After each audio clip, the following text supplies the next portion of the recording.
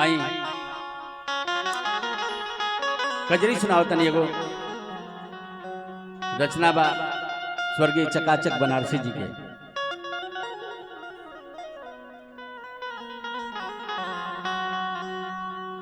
बदरा के बदरी पुछियौलस, बदरा के बदरी पुछियौलस, देखा सावन आयल हो। बदरा के बदरी पुछियौलस, देखा सावन आयल हो। सावन आयल रे सखिया, सावन आयल हो। सावन आयल हो सखी मोरी, सावन आयल हो। खटिया चौथी टांग उठौलस, देखा सावन आयल हो। खटिया चौथी टांग उठौलस, देखा सावन आयल हो।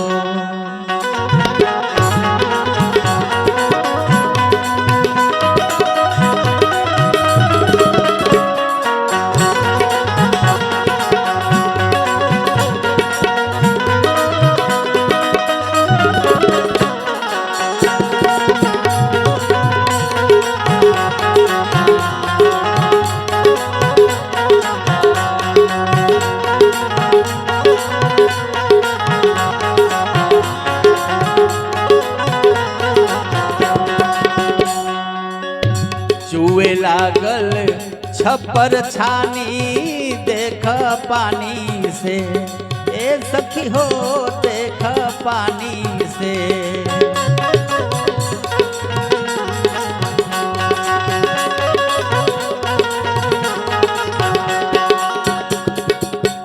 चुए लागल छप्पर छानी, देख पानी से ए सखी हो, देख पानी से।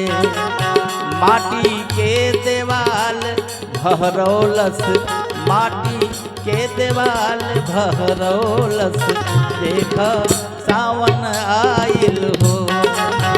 माटी के देवाल भरौलस, देख सावन आयल हो।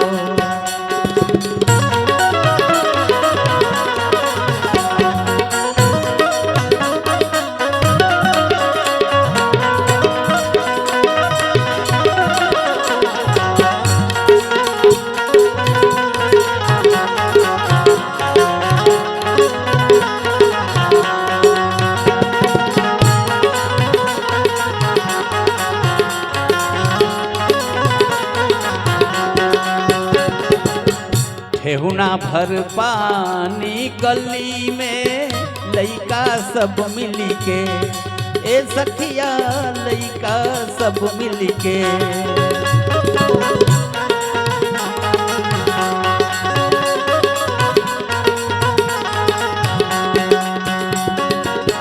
ठेहुना भर पानी गली में, लइका सब मिली के। सखिया लइका सब मिलके, कागज वाली नाव चलौलस, देखा सावन आयल हो। कागज वाली नाव चलौलस, देखा सावन आयल हो।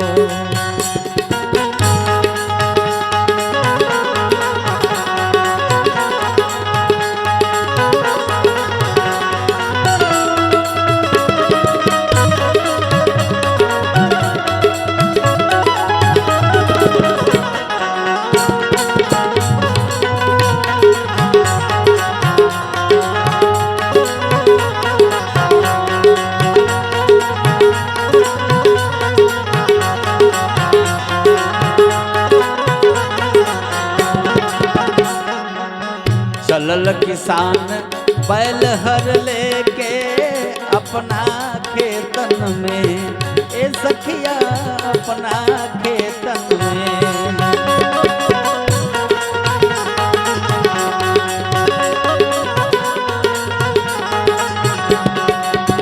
बरखा धरती के जुड़वलस, बरखा धरती के जुड़वलस, देखा सावन आइल हो। बरखा धरती के जुड़वलस, देखा सावन आइल हो। बदरा के बदरी पुछियौलस, देखा सावन आइल हो। बदरा के बदरी पुछियौलस, देखा सावन आइल, सावन आइल, सावन